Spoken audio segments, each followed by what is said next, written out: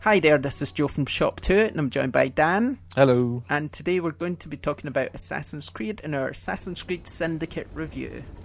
So here we go then. Now, I've been playing Assassin's Creed Syndicate quite a lot, and as you may or may not know, it's a game which is based in London and follows twins Jacob and Evie as they fight against the established order controlled by the Templars. Ooh. Now, it's pretty much cut and paste Assassin's Creed and sort of cut Assassin's Creed out and then paste it into London. Sort of Victorian era London. Well, that's pretty much what they've been doing over the years anyway. I mean, every game has been just, let's take the Assassin's Creed idea and stick it in something else. Pirates, you've got the Americas. I mean, it's about time they come to London because it's a great setting from what I can see. Yeah, and what I was thinking is it's almost just got GTA sort of horse and carts. Cool. Which is so basically you can go up to the horse and cart driver and just sort of knock him off his cart, and then you can just nick it and then drive round and run people over. You have the police blowing their whistles going, quick, get him, he's nicked a horse and cart. So it's quite funny in that respect. And yeah, but it's got the London setting really makes it, because it's basically Assassin's Creed. You know what Assassin's Creed is? I mean, and as far as I can remember, for the other games, you would try and get the areas back from the old gangs.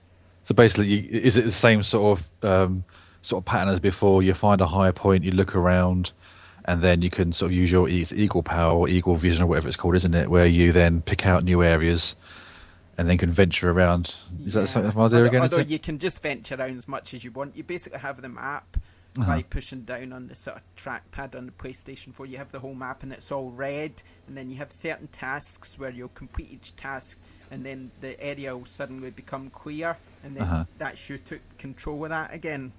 Does it still have... Because, I mean, the first couple of games, I enjoyed the mixture of the future and the past. So the future being, is it the Amicus? Yeah. The people running that now. I mean, but the more recent games, I've actually found those to really take a lot away from the fun part of the game. Is that still there now? Like where you're flipping backwards and forwards? Yeah, you can flip back and forwards, but it's mainly focused in sort of Victorian London and the brother and sister, and you can flip back and forward between them and control each of them. And there's so many upgrades in the menus. There's upgrades for weapons, costumes. And you can actually recruit people, so you can then upgrade your character to be a better leader. Cool. And so what, can you switch between each character just as a press of a button like you could in GTA? Yeah, cool. You can switch between each character. Sometimes missions are specific to each character, but most of the time you can switch between them, and then you can upgrade them. You can buy new weapons, which is pretty good. And is there like a relevant? Is there a point of having two characters? I mean, are they very different to control, or is it just having someone look at it different? Yeah, they do feel different, and they've got, like I say, they've got there is different weapons you can get during the game. There's sort of these brass knuckles. That's what I was looking for, and you have guns, and you have this new sort of rope weapon where you can rappel, so you fire it up. So you can basically, say you climb up top of a building, you can fire it up, so you can fire it like across to Big Ben or whatever, and then you just kind of keep going and keep climbing. You can slide right across, so that's pretty cool.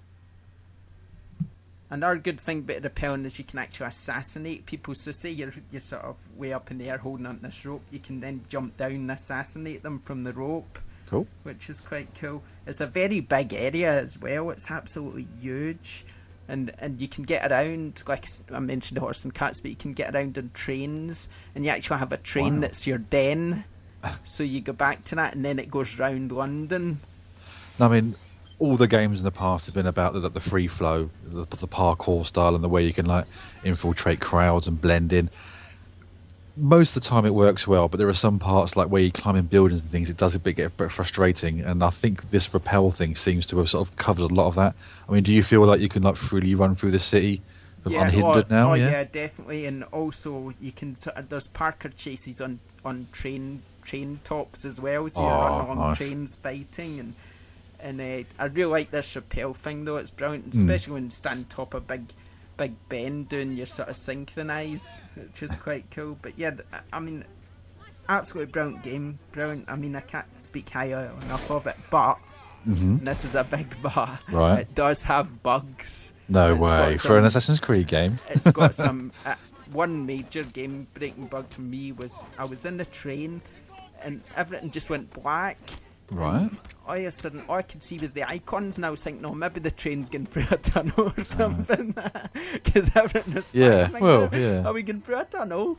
Benefit of the doubt. And then the wee loading circles started coming up, and I'm thinking, no, it's crashed. And also, there was occasions where my character was synchronising, but she was kind of floating midair above the building. Now, when's the actual game actually out? It's out now, and actually there was a fairly substantial patch applied to the game before I played as well, which fixed a lot of bugs. So it is a shame. It's not good enough. I mean, you buy these games, they shouldn't have these bugs in them. That's what they've got quality assurance for, and that's basically a disgrace that it's a shame that it happens more and more often now, but it just kind of that's where we are now.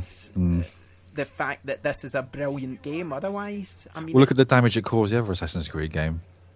Yeah, I know. That's the problem. I mean, it's highly recommended, brilliant game. These bugs can be patched, no problem, but my point is they shouldn't be there, should they? So, no.